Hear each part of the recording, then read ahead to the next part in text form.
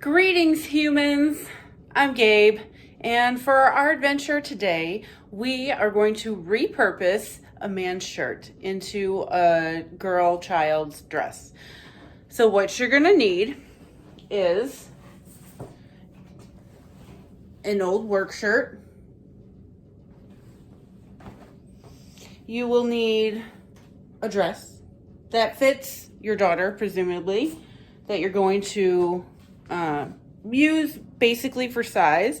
I turned mine inside out because I think it's going to be easier to trace that way. You will need a piece of chalk or a pencil, whatever you have around, that's going to show up on the fabric that you're using. You will need pins, and you will need scissors. Good fabric scissors for cutting. Okay, so once you've gathered all your materials, come back and we'll show you how it's done.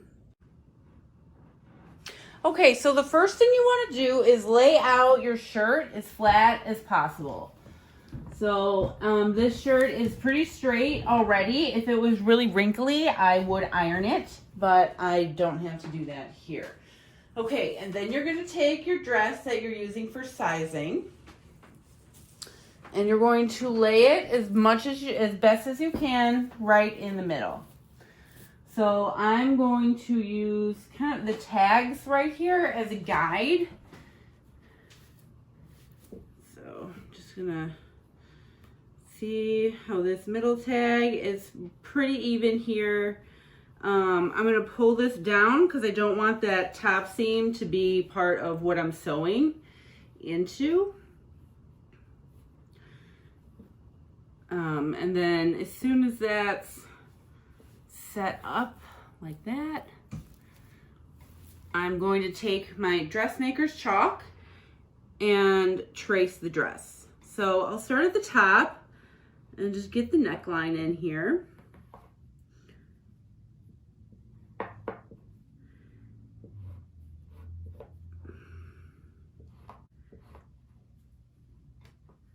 And it doesn't have to be perfect.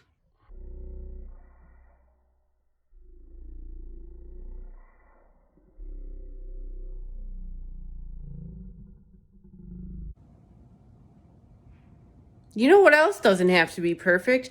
Your first YouTube videos. As I was filming, inexplicably, the phone started doing slow motion. I think my house is haunted. Anyway, I've edited it for some humor. Enjoy.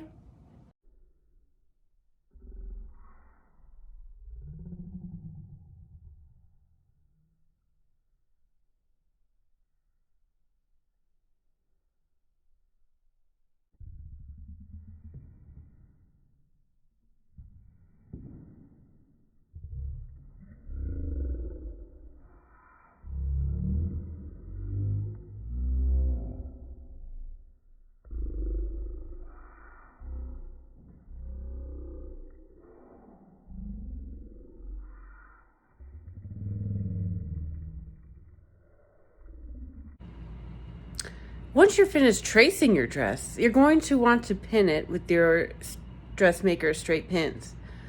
Make sure it stays together.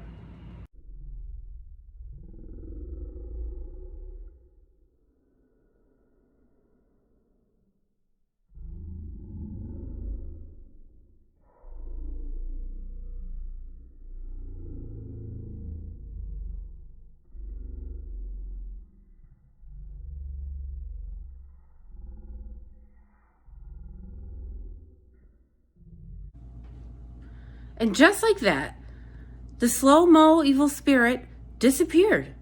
And then you get me chatting about some stuff I was talking about that makes no sense. But cut out your pattern. Cut it out, leave a 1/4 inch, 1/2 inch for your seam allowance, and just cut out that dress.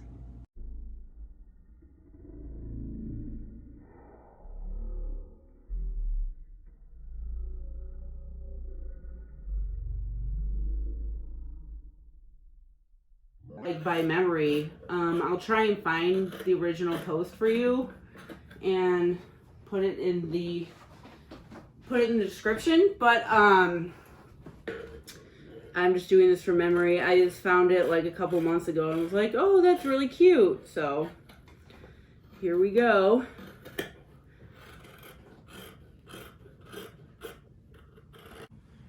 All right, so we are ready to start sewing now.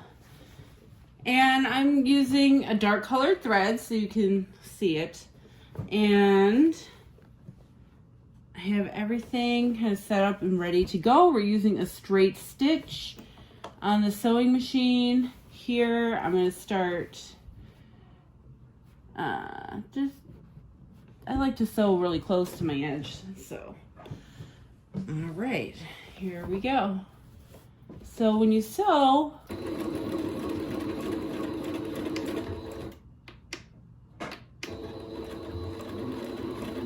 I'm going to put a back stitch in there at the end just to kind of seal it together.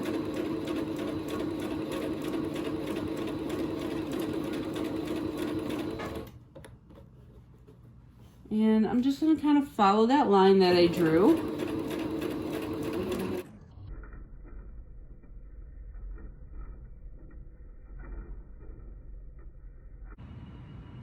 And just like that, the ghost was back.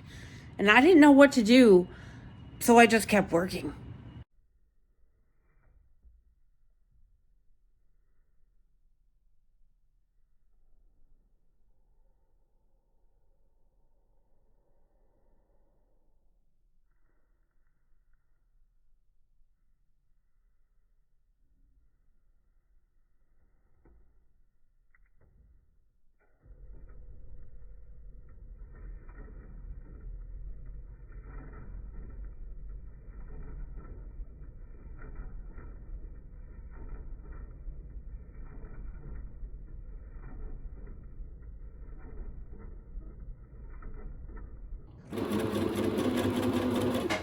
And I'm at the end, so I'm going to put a back stitch here.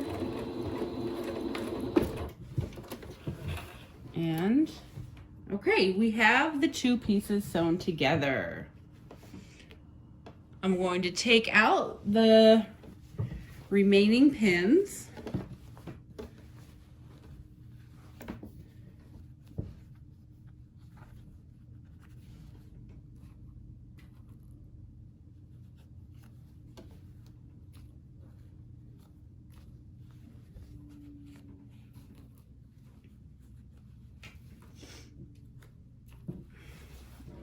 And now I'm going to make a hem for the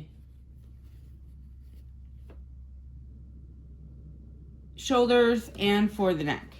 So in order to do that, I'm going to get out my iron.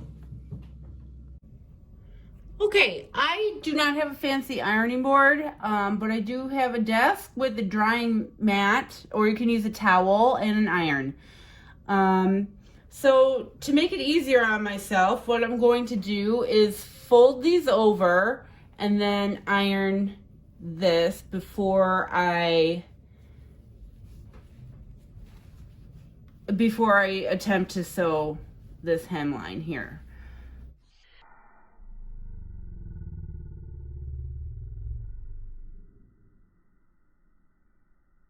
No, he's back. The ghost of slow-mo. I'm not really in slow-mo there. But hey, maybe the next video I'll do time lapse. Who knows? Who knows?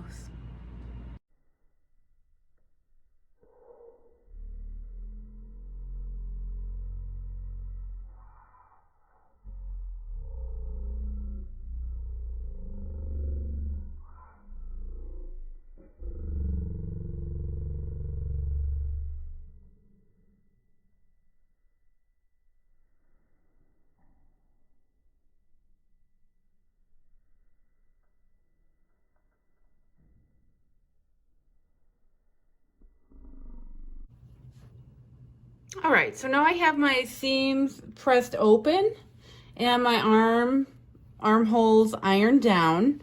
So I'm gonna go ahead and head back to the sewing machine before I continue with the neckline.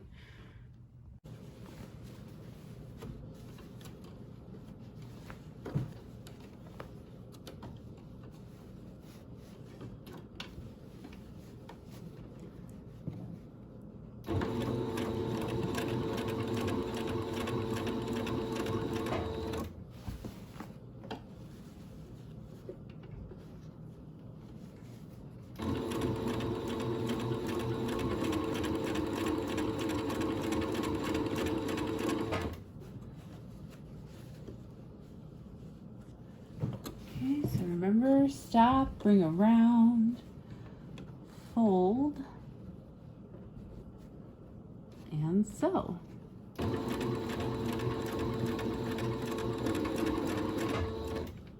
Okay, and I see that my little pocket area is kind of getting smushed, so I'm going to put my needle down and then resume with the pressure foot.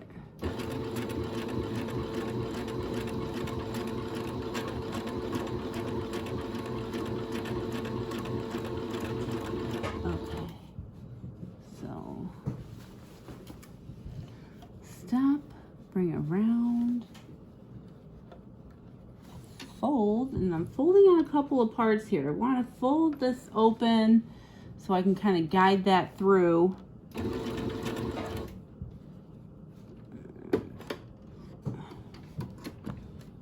So it will be flat when she wears it. There we go.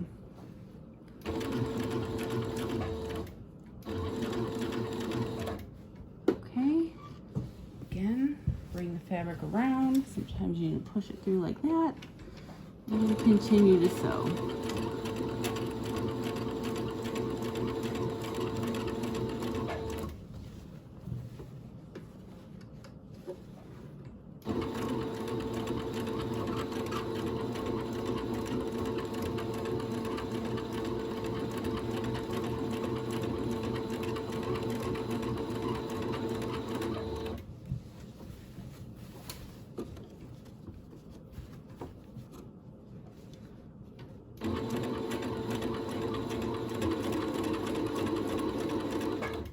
And now that I've come back to where I started, put in a little back stitch. And we've got our armhole done. Okay. Now we're going to go back to the iron and we are going to iron up this back and front neckline. Okay, so because this is a button-up shirt, I decided to go ahead and make it easy on myself and just unbutton it so it's flat. It'll make it a lot easier for sewing, and then I can button it up later after I'm done. So I'm gonna start just by bringing this in and following the curve here. And this is, make sure you are doing this toward the inside of the shirt. And just press that down. Okay, now I got the back of the dress done, and when I looked at the front, I noticed that I actually cut off right here this buttonhole. So this button is kind of non-functional, and I did want to have a seam here. So what I'm going to do is actually use this buttonhole as kind of a guide. So I'm going to keep it folded down. Where I'm going to come in and just come in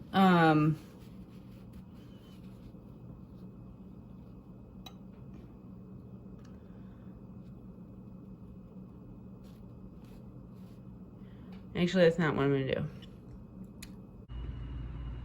There it is, folks, the creative process in action. Sometimes you think you're going to go one way and then you end up just going another. You saw it here first. Okay, so this is where like art becomes life, right? Because you decide midway through that, oh, I have to hem this anyway right here, and then this button is, I mean, there's no way that thing's gonna go through the machine, or like I'm gonna be able to sew around it. So what I'm gonna do is just cut it off.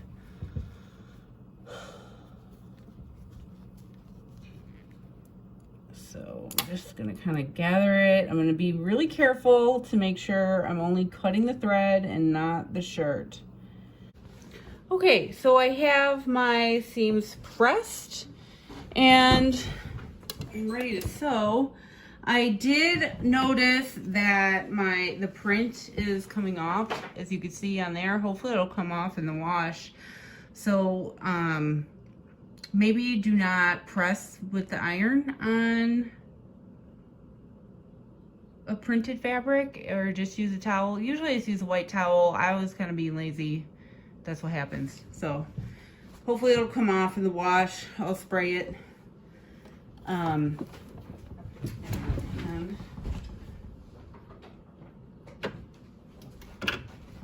we are back in business with the sewing, so I went ahead and just kept it unbuttoned. I can just kind of go in a straight, smooth line, hopefully, here. So we'll start here. Again, put in a little back stitch. Okay, and I'm gonna go ahead and grab these two. Just kind of pull that as it goes. This is faster, for sure.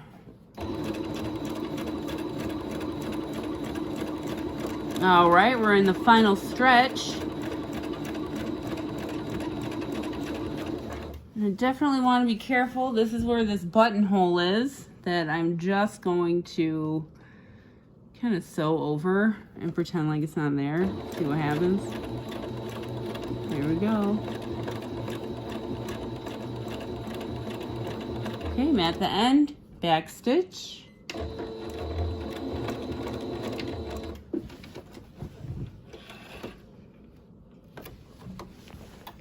And there we go. So as you can see, it, you know, it looks nice, pretty straight.